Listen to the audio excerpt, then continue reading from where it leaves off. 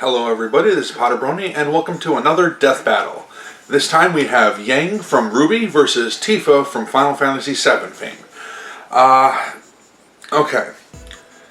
It's really hard to choose who I would like to see win. I am recently a fan of RWBY, as many of you have seen. And, as far as Tifa from Final Fantasy VII, it is one of my all-time favorite games. So, decisions.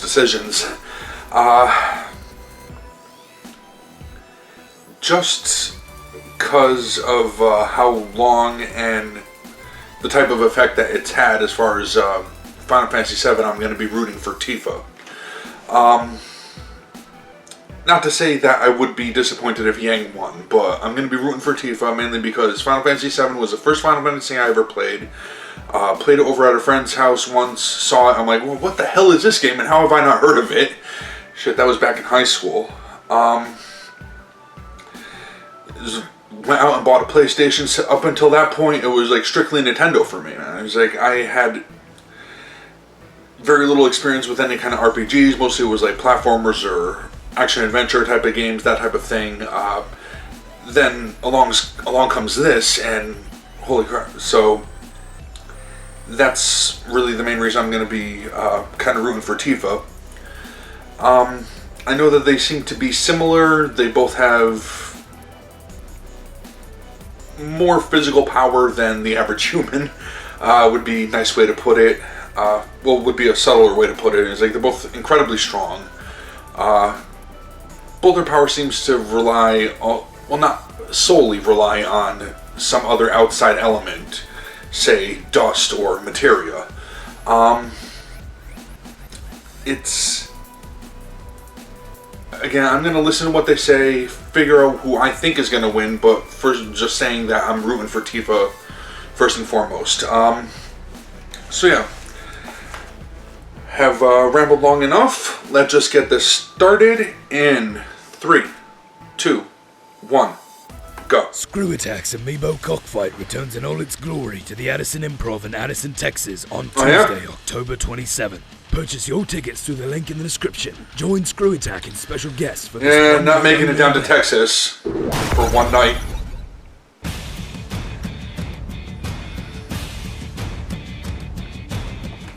Punching, the most useful language in the world when words fail, and these two lovely ladies are fluent in it. Yang Xiao, the adventurous huntress from RWBY. And Tifa Lockhart, the Final Fantasy heavy hitter with enormous power. He's Wiz and I'm Boomstick. Wow, he actually censored himself. Weapons, armor, and skills to find out who would win a death battle. Looks like it's going to be done in the style The world of, of Remnant is, we'll see. crazy. Vicious creatures. Looks like RWBY style almost. Entire cities have gone to waste, and every single weapon is also a gun. Even nunchucks.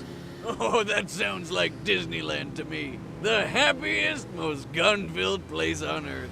Luckily, the You world would is like protected it. by the huntsmen and huntresses, an elite group of expertly trained warriors. And where else would you get the training to kill bloodthirsty monsters than from high school? Oh, I can't believe my baby sister's going to Beacon with me. This is the best day ever!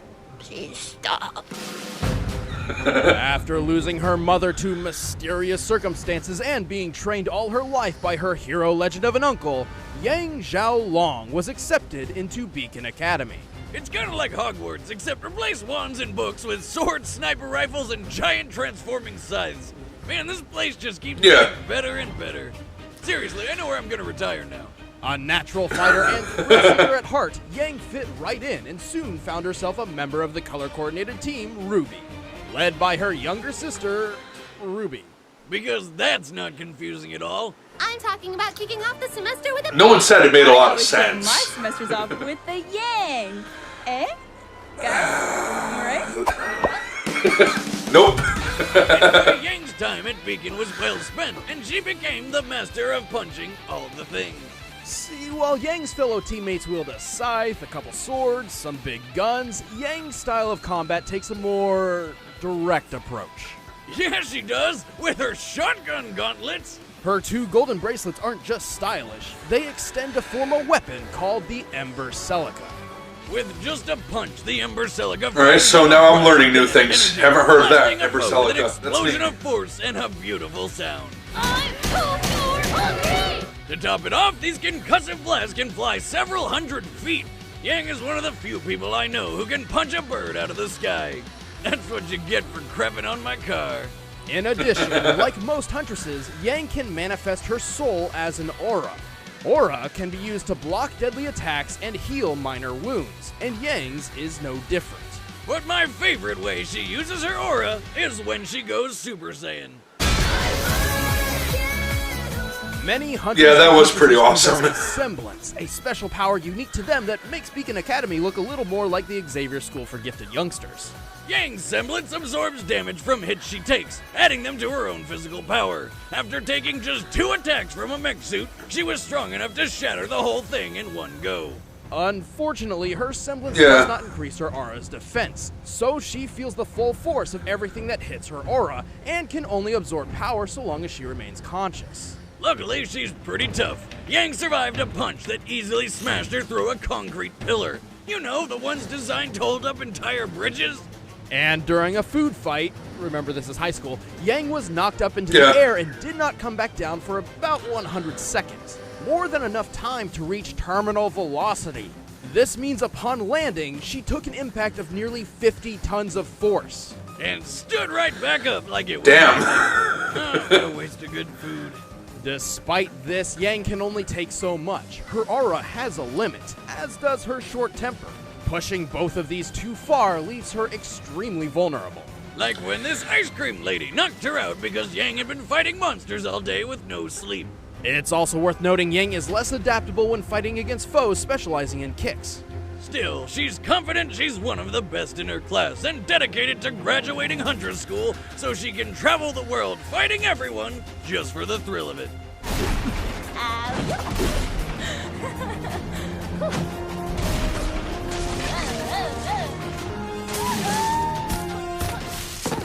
Nailed it. Alright, so let's hear about Tifa. Far to the west on the planet Gaia lies a small mountain village called Nibelheim. At first glance, this town appears calm and peaceful, not worth a second look. Until a sword-wielding goth guy found his alien mother hidden inside. He's celebrated with fireworks. After losing her parents and watching Yeah, her that's madman a Sephiroth interesting way of burn putting her it. hometown to ashes, Tifa Lockhart joined Avalanche, a group dedicated to protecting the planet from ecological harm and meteors. Speaking of meteors, check out the size of the... Boomstick! What? I was talking about... Sure you are. Yeah, Tifa really. was thrust into the stereotypical gender role of housekeeper by maintaining the hidden Avalanche home base 7th Heaven. But it wasn't all bad because it also doubled as a bar. And she doubled as a bouncer. Now, I've been thrown out of my fair share of bars for totally illegitimate reasons, but not even I would urinate on the 7th Heaven jukebox with Tifa on guard. Smart choice, since she's Yeah. a master of close quarters combat. Tifa is a feint brawler, adept at surprising foes with quick, powerful strikes. And as she traveled with her friend Cloud to save the planet, she learned 7 legendary techniques, the limit breaks. Accessing her inner gambler, Tifa's limit breaks include rapid-fire punches, explosive throwdowns, and summoning dolphins who uppercut people?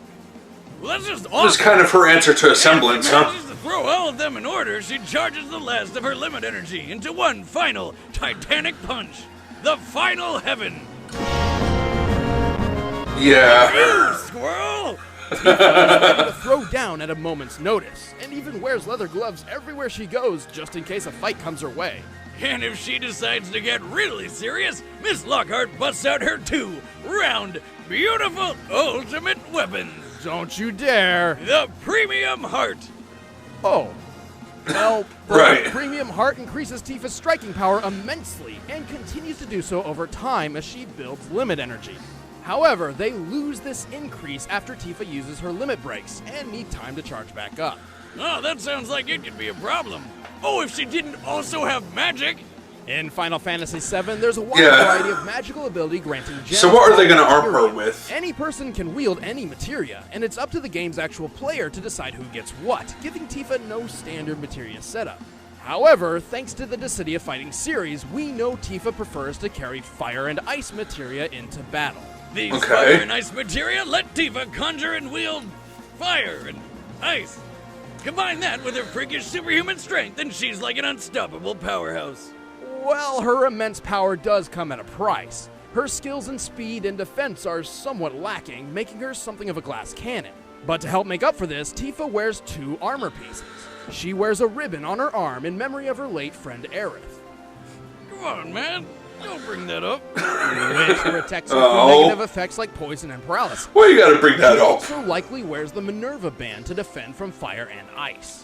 Glass cannon or not, her strength is ridiculous. She's strong enough to fight an embodiment of Sephiroth and throw giant monsters around like nothing. And there was the time she helped throw Cloud through the air to reach the flying monster Bahamut Sin. After leaving Tifa's hand, you can see a Mach cone form around Cloud, which means Tifa must have helped throw him with enough force to break the sound barrier. Wow. Yeah, I didn't even think of How hard that. can that be? Well, factoring in the weight of Cloud and his giant weapon, he must have been thrown with up to 153 tons of force. Well, shit, talk about power. You don't want to mess with Tifa's strong, twin, firm No. fists. Also, she's got a really nice rag. Did I mention that yet? You had to sneak that one in there. Of course, in Advent Children, she looked like it might have gotten a reduction. I'm just saying, they made her appear a little more realistic. All done. All right, the combatants are set. All right. Let's end this debate once So and getting for ready to all. pause It's this. time for a death battle! And pause. Okay. Alright, so to talk about what they've talked about, and try to predict a winner here. Okay.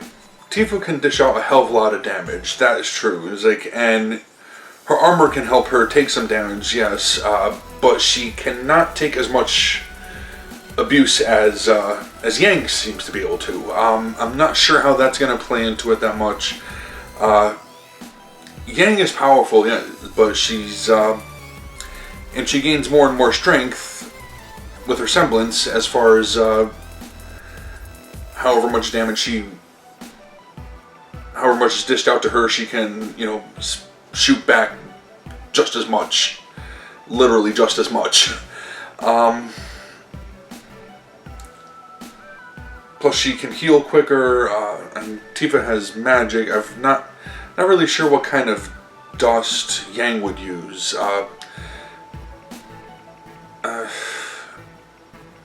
Not really sure if she has any like fire or ice dust or anything like that, which is going to be next to worthless against Tifa, mainly because of her armor.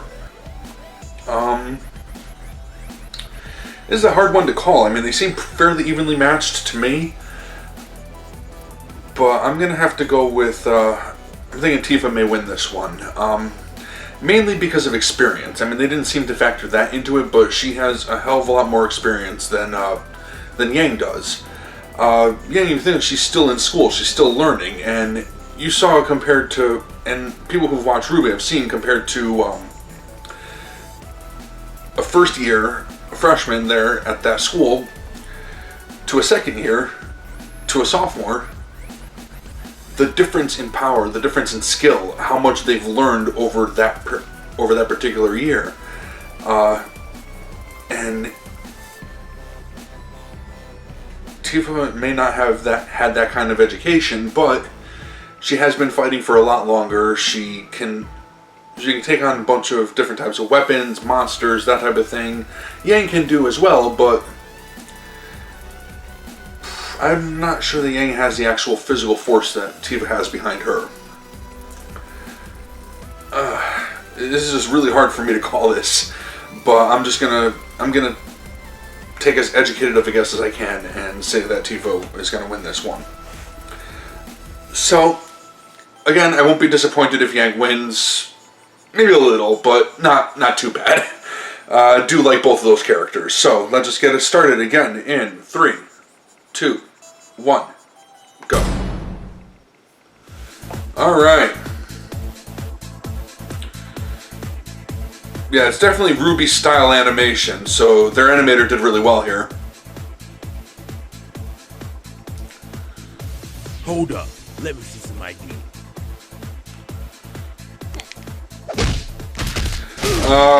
That was the wrong thing to say.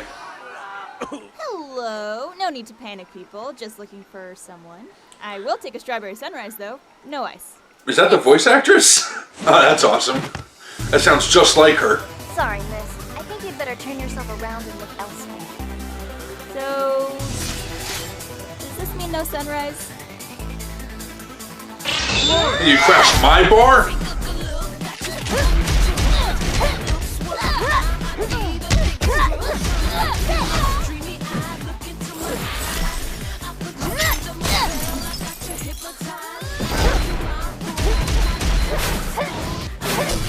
Oh. Fun? I sure am.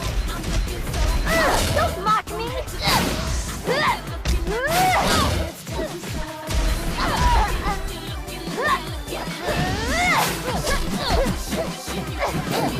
Oh yeah, that's right.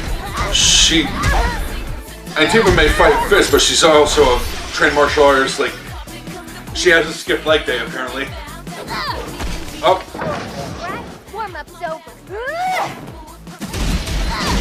I'm going to blow you out of the water!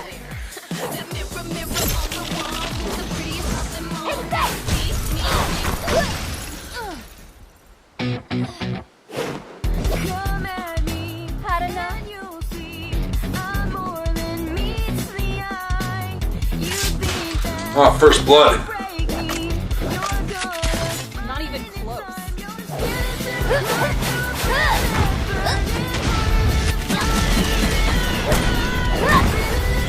So they appear to have similar abilities. Except Tifa also has magic behind her.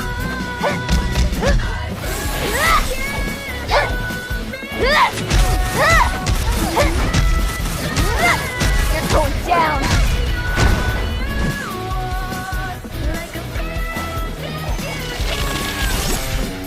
Don't move!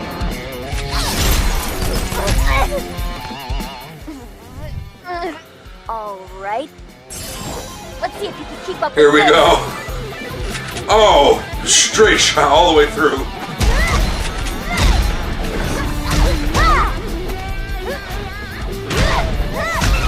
Nice. Of course, you're charging her semblance, aren't you? This is gonna backfire, isn't it? Explode? Oh.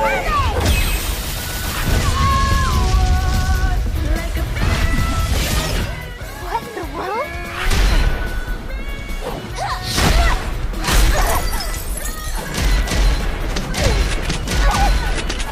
Yeah, she fucked with her hair. That's Oh well. Looks like I was wrong. Nice drop for the Veil tournament. Off the list. Tifa was naturally stronger and more experienced than Yang, but Yang's semblance quickly turned all Tifa's power against her. Even the Minerva Band, the Yeah, I best of miscalled Tifa's that one. options to counter Yang's strength and shotgun blast, was eventually overtaken by the semblance. Plus, while Tifa could lift creatures many times heavier than Cloud using her limit breaks, she never shows this kind of strength anywhere else, implying that this power is exclusive to those limit breaks rather than something she possesses naturally. And even though Tifa's premium heart increased in power over time, they reset after her limit breaks, while Yang's power kept on rising. However, Yang's real trump card was her aura. Her semblance would have been useless if she could not survive Tifa's attacks. Luckily, her aura is durable enough to take a punch that shattered a concrete pillar about 4 feet wide, a feat which requires at least 1,400 tons of force. That's the equivalent of having 360 jetliners fall on your face. Yang's power just pulled through. Wow, did not think of it that way. Yang Xiaolong. Next time. Alright, let's see who's next time. Hello, Chad and Ben and all you Death Battle fans.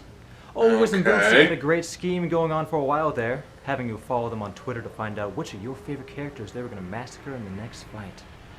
Well, now it's my turn. You see this?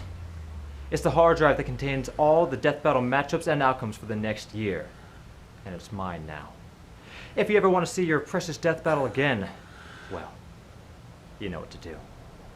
To prove that I have the content, I will release the next matchup in the season finale of The Industry this Saturday. The name's John Francis McCullough, and Death Battle is mine. Well, that was a little odd. That wasn't the real hard drive, though, right?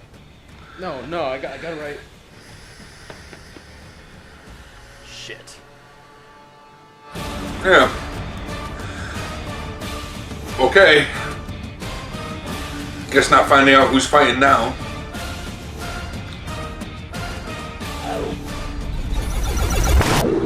Alright, so.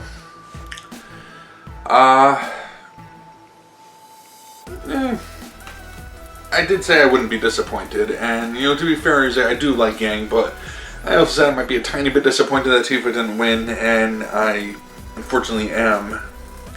I was really kind of rooting for her over Yang, but again, it's not like I hate Yang or anything. It's like I do enjoy Ruby, and Yang is one of the better characters there. I just didn't. Wow, I misread that one. I didn't call that one right. I didn't think that she had what it took to go up against Tifa. Well, you know, it can't be right all the time. In fact, that gets proven to me a lot. Anyway, I want to thank you all for watching. Hopefully you enjoyed that. Yeah, I'm just going to end this one here. Until next time, take care.